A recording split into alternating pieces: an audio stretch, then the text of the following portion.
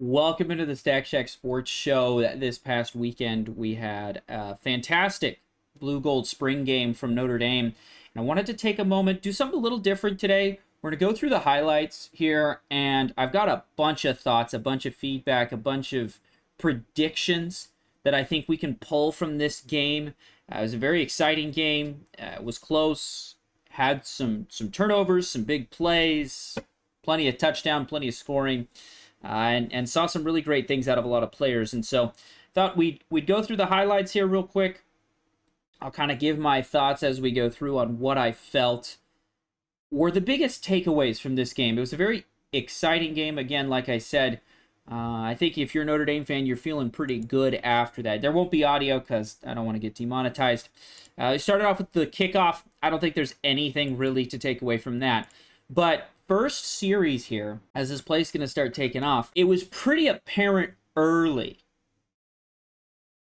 that we're getting the ball to Jeremiah Love. I mean, Love was all over the field early and often, and even later, but especially early, you could tell he's explosive, and they want to get him the ball.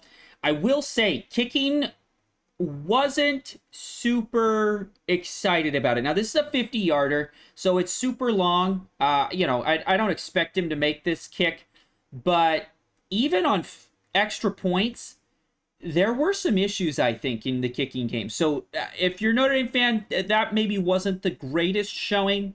They did say it was pretty windy, maybe a little bit chilly compared to what they were expecting. So yes, the wind can absolutely play a factor, and that's a 50-yarder. I don't need you to make 50-yarders all the time. And it was on target, just didn't quite have enough leg. But I noticed, and I don't think they're going to show, extra points here in this video, but some of the extra points were a bit concerning to me. They just didn't seem to have the pop, didn't seem to have the height. Looks like they were pretty low, maybe potentials for some blocks. A little bit concerning. Move on here. I think overall, you look at the offensive line, which I think is on display there. Coming into this blue goal game, I think there were a few things that we can look at about this Notre Dame roster that we knew were going to be incredibly strong. But unfortunately, there's also some things that we knew might be a bit weak. An offensive line was something to watch. Now, this play early, you see the defensive line just gets straight through. Angeli moves a little bit in the pocket, but it collapsed pretty close. He's wearing the red jersey. Defensive line is not going to hit him hard.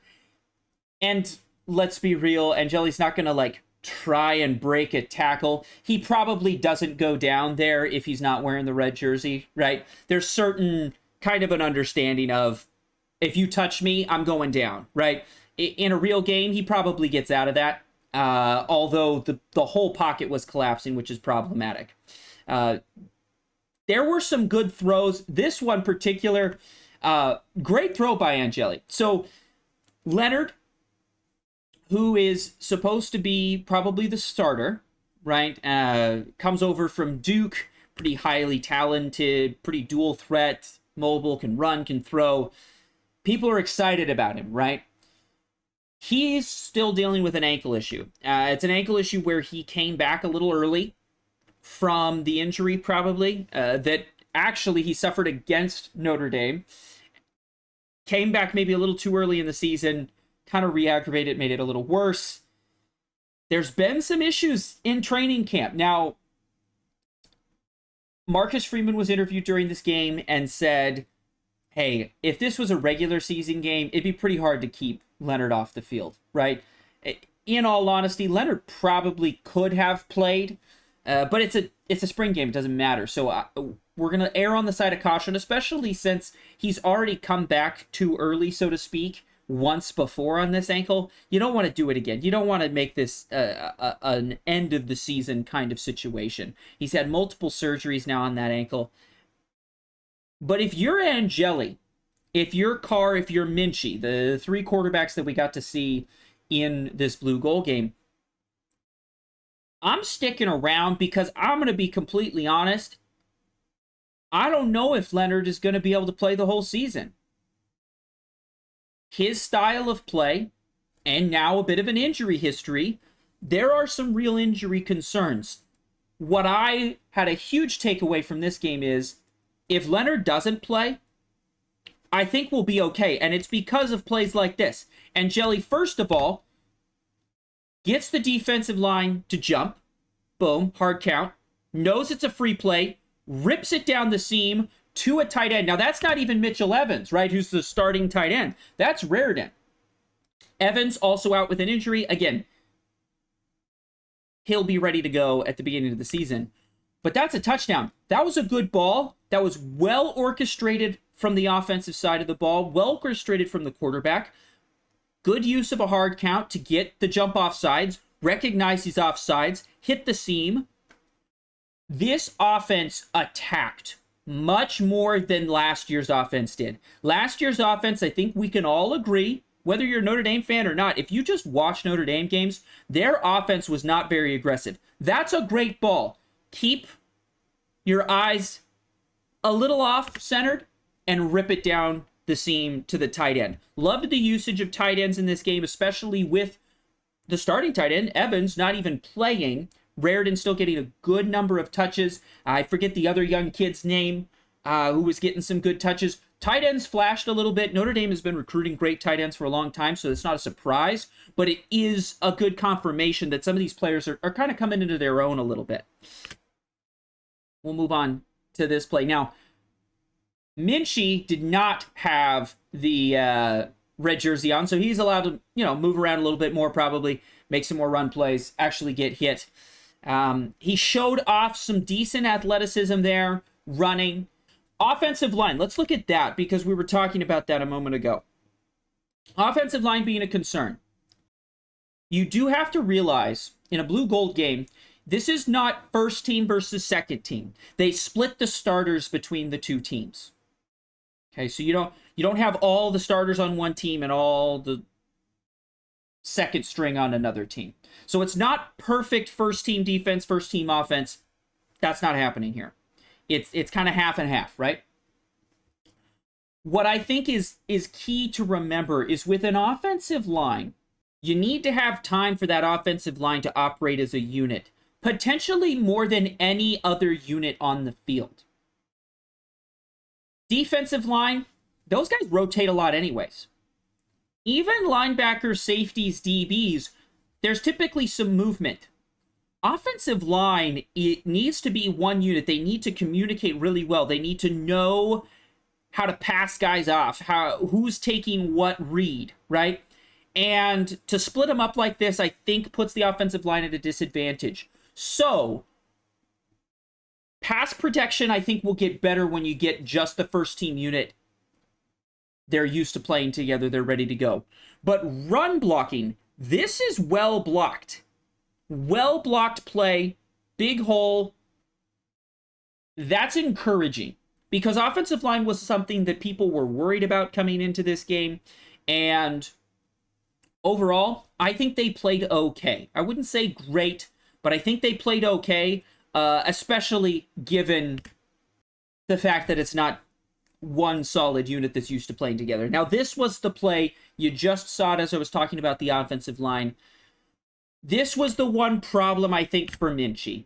And, he's a young kid. He's obviously going to grow and develop. He's okay in this situation.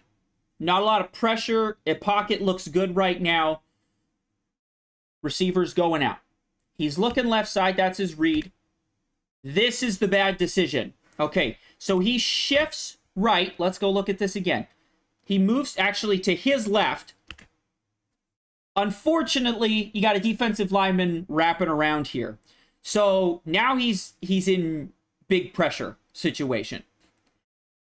Could the offensive line kick out and be able to get there? Maybe. You either in this situation need to really get out, throw this ball away, just yeet it into the stance, although I don't think he's out of the tackle box, so that might not really be an option. Slide back in, or you just got to know to take the sack here, and it's unfortunate. Throwing that ball there, I mean, this guy is not open. He's covered front, and there's a safety over the top who's about to get the pick. Or a DB over the top, I should say.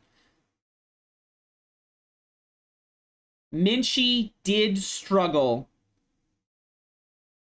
pretty bad under pressure in this game. Again, another good run play here. Look at this. Well blocked, moving off the defensive line around. It looks good. Looked good to me. The running backs, I mean, and we ran quite a few of them, looked explosive. Minchie on the keeper, showing some of that athleticism. Love to see that. I'm just concerned there were multiple times, and it wasn't just the pick. There were other times. Anytime under pressure, Minchie struggled a little bit. Now, he is young. He'll learn. He'll get better. You got to understand, this happens at every level. It happens college to pro. It happens high school to college. Everybody else just got more athletic around you, right? A lot of times in high school, you can get away with certain things because you're just more athletic, right, than the players around you. Not everybody's a D1 player. Again, another problem with the blue offensive line against the gold offensive line, but also another situation where, let's be real, Angeli on this play, he gets bumped, he goes down. I think he probably, in a game situation, is rolling out of that and may be okay. I don't know. That might be hopeful thinking. But again, offensive line, I think pass blocking particularly is going to look much better. A tough drop from Raritan there. I'm not too concerned about it. Another moment of Minchie under pressure. This time, sack, fumble. That's a problem. Got to take care of the football, right? Got to take care of the football. Yes, it's coming from his blind side, and he's not going to see this much, right? He doesn't necessarily know he's there, but you got to hang on to the ball. You do. You got to hang on to the ball. You got to know that that's at least a possibility and keep secure on the ball. That's what it is. It is what it is. I'm not too worried about it long term. He'll get better. He'll learn from this.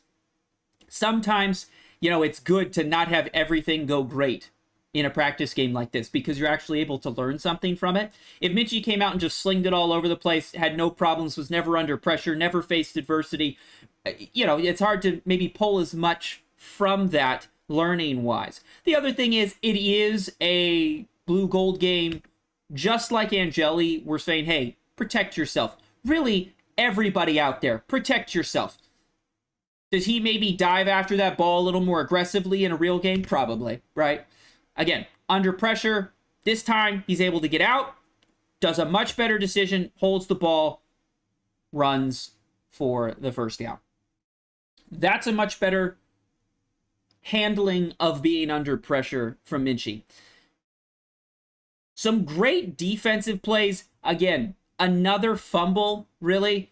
And I don't think this one was ruled a fumble on the field. Oh, no, it was. Okay. I couldn't remember. There was one fumble that one of the teams got away with because there's no replay, right? And so it turned into an actual fumble.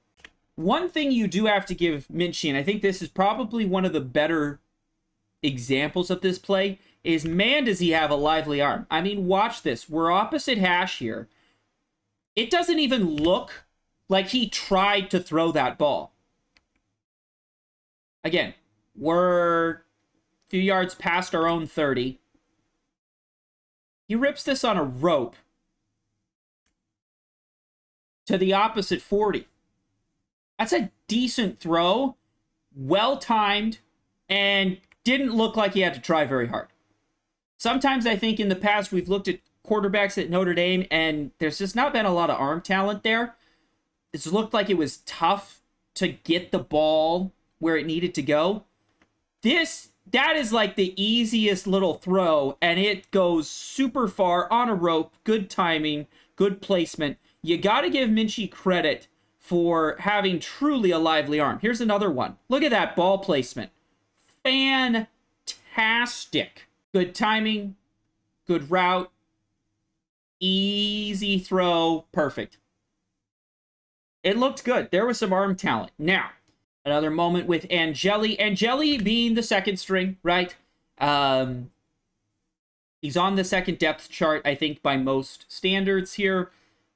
Leonard probably first, but Angeli played well in the bowl game, and I think he played absolutely fine in this blue gold game. This good opportunity, climb the pocket a little bit, find your check down, get it off to Love, and Love does the rest, right? Explosive play out of Love, explosive play out of really all the running backs. We look faster, more powerful, more dynamic. Estime was great, but I think a lot of us would agree, and I think he even would agree, maybe not the most dynamic runner, very powerful runner, and absolutely fast enough, but we got a new stack of running backs, a new stable, and they look pretty good. Again, a decent ball. That was a much better handling of under pressure than Minchie. Angeli's older, more experienced. There's a reason he is the second string. Looks better under pressure than Minchie did. Again, finding the open receiver. This kid, I can't remember his name. Let me know in the comments down below what that kid's name was. I cannot remember it, and I want to know what was his name. He played very well. I was very impressed with him. So, again, third quarter here. Again, hand it to Love. Love is going to get his touches. The other player that was getting a lot of touches early that we haven't seen a lot of highlights of, but I think was important, and we'll probably see some highlights in a moment. Maybe he'll flash here at some point. But Colsey. Colsey has been around for a while as a wide receiver. I always felt he had some potential, but never really utilized his opportunities well. And he got some opportunities in this game and looked good. It looked like there was a bit of an emphasis to get him the ball, which I think bodes well for Notre Dame. Receivers, quarterback, that's been a bit of a struggle the last couple of years.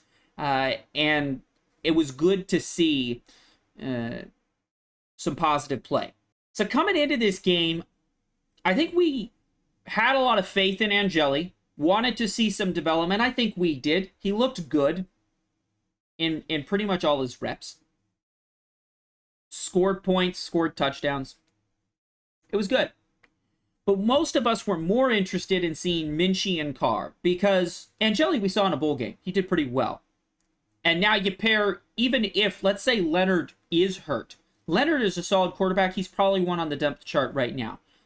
But let's say Leonard is hurt and Angeli needs to play. You take the Angeli we saw against Oregon State and you pair him up with Mike Denbrock and a more explosive offense that we didn't 100% get to see in the blue gold game.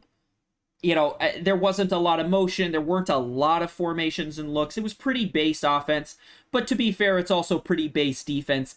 And both teams were able to score a pretty significant number of points. Now, defense probably had the most people sitting out, right? You didn't really see Cross and Mills on the defensive line very much. Watts, I don't think, played at all. They're letting the young guys play, and that's really what we wanted to see. And on the offensive side of the ball, I think we were most excited to see the two young quarterbacks. Minchie, I think, flashed some significant arm talent and the ability to move well, but struggled a bit under pressure.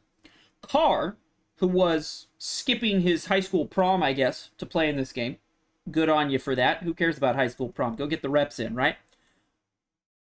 Carr, I think, flashed the most of Minchie and Carr. Between the two of them, Carr looked better. And we're going to come up, I think the next play, they're going to skip the extra point. This play gets sacked. Okay, it happens, right? But then on 3rd and 6, this is the throw everybody's talking about. That is a fantastic throw. Notice we're seeing 14 again. Keep an eye on him on the offensive side of the ball. But let's look at this throw again. Pretty simple. Looks off the safety a little bit. Runs through his progressions. And drops a dime. That is a beautiful ball. Tough spot to put it in with the safety coming in over the top. Looked good. Looked good. And the thing that I want to point out especially about Carr is in this game, I think he only, kind of, quote-unquote, missed one throw. where it didn't go exactly where it needed to be. Now, I'm not saying he scored touchdowns, obviously, on every play, but moved the ball very effectively, did not make any big mistakes, and still made some good lively throws and scored a couple touchdowns when he was leading the offense. I thought it was very, very impressive from Carr. Now, this next play is the one that I think gets a lot of Notre Dame fans excited. Let's just watch it and appreciate how long has it been since we saw big burners here. Mitchell, big offseason acquisition. That's what we want to see. Ripping it down the field from Angeli. Touchdown. Double move. The DB fell down. Okay, it's fine. It's not Morrison out there, right? Yeah, probably going to be in closer coverage. But to have a player on the offense in Mitchell who is fast enough to make a DB go, oh no, that's not good. Ball a little underthrown, but he's so wide open, you just want to get it in your playmaker's hands, so I'm okay with it being a little underthrown. Probably should have thrown it just a touch earlier and it would have been perfect. They'll work on the timing.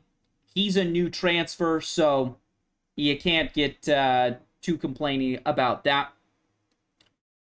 Again, some offensive line problems. It's funny in this game, if you are a fan of Notre Dame like I am, you're going through this game, and so many times you're like, oh, great tackle. Oh, why didn't you break that tackle? Or, oh my gosh, way to break the tackle. Hey, linebacker, why didn't you tackle? It's kind of an interesting dilemma, I think, as a coach, as a fan, to evaluate a game like this as far as how your whole team is, because whenever the offense does something well, you're like, oh, the defense sucks. And then the defense does something well, you're like, oh, the offense sucks. Well, actually, I think it's both are pretty solid. And you got to remember, this is mostly second-string defense because a lot of the starters, Mills, Morrison, Cross, etc., they're all sitting on the sidelines, not really playing a lot. Some good plays out of the young defense. And it was fun to watch. Another great ball by Angeli. I really, really do like Angeli. I think he's looked solid. There's the end of the game. Congratulations, blue team. So some other quick thoughts I had as I pull up the depth chart here. Just overall, especially maybe looking at the defense a little, since we looked at mostly offensive highlights. I think some players that really flashed for me, Barnum. Barnum, to me, flashed in this defensive end. I saw him kind of playing some linebacker in a moment. Really was kind of all over the field. Impressive to me from Barnum. Was somebody that flashed. Oben, the transfer, had a big sack, right? That was a good moment. Obviously, Howard Cross, Riley Mills did not play a lot. Botello played a little bit. Kaiser didn't really play. So a lot of these starters didn't play a ton. I didn't see Sneed out there a whole lot either.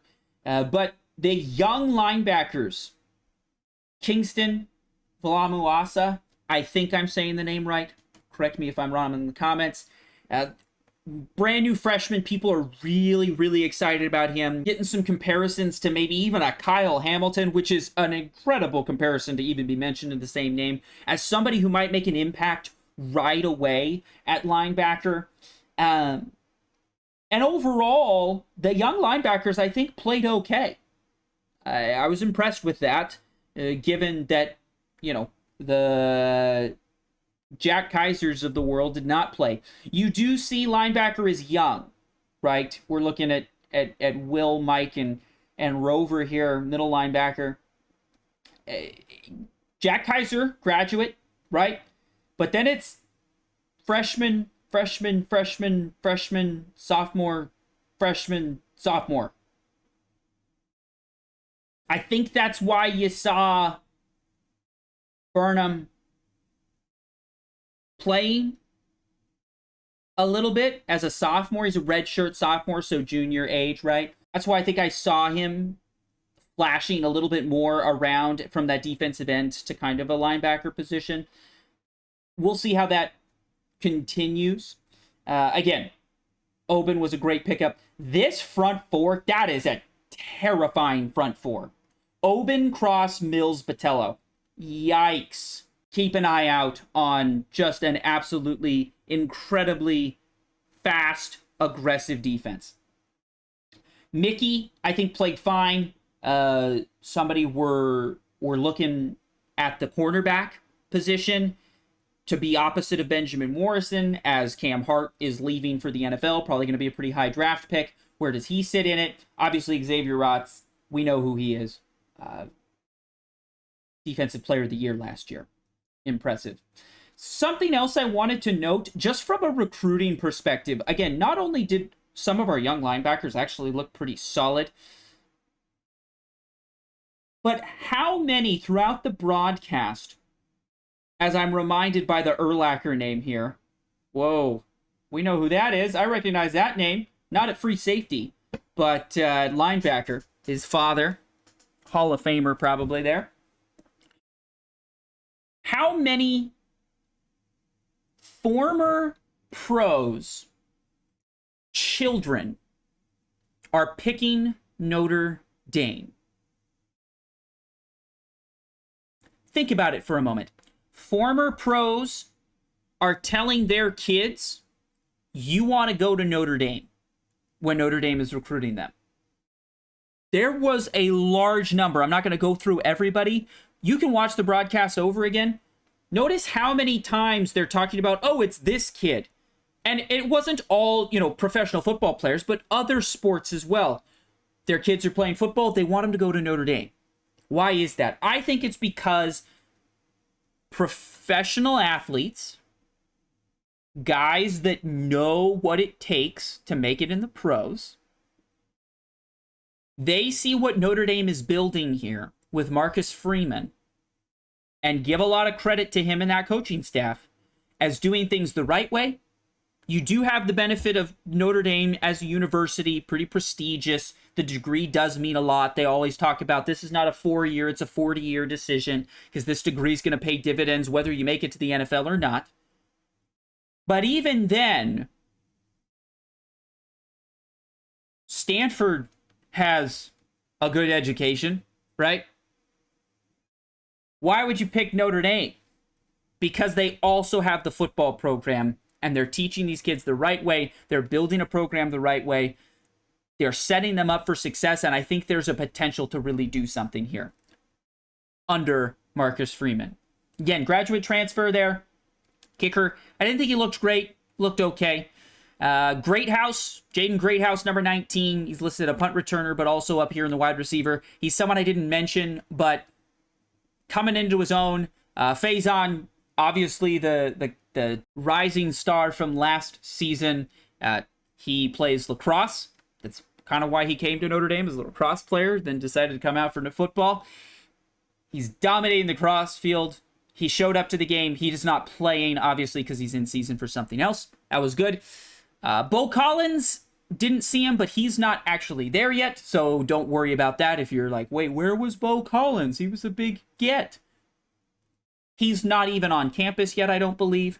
But Chris Mitchell flashed for a moment. Deion Colsey, I was also happy to see get some touches. Jaden Thomas, I think, is still listed here on the depth chart, but he is transferring, so he will be out. We do look a little short on wide receivers, but a reason I think Colsey was getting some extra touches early, and I think that's a big deal. We got to get his confidence up, get him touches, and he's going to need to be productive.